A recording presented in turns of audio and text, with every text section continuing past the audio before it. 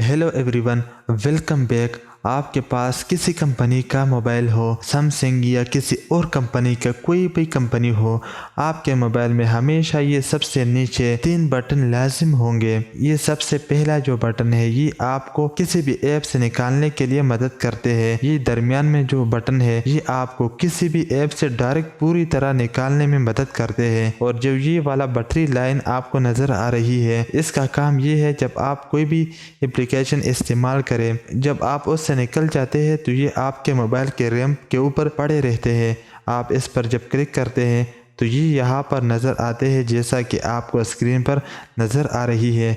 इसको आप जब ऊपर की तरफ करते हैं तो ये गायब हो जाते हैं, जैसा कि ये गायब हो गया। ये 3 बटन, इसको आपने कैसे चेंज करना है, ये 3 बटनों का स्टाइल कैसे चेंज करना है। बहुत से लोग ऐसे हैं जिसको ये बटन पसंद नहीं आते। अगर आपको भी ये पसंद नहीं है तो आप इसको कैसे चेंज कर सकते हैं।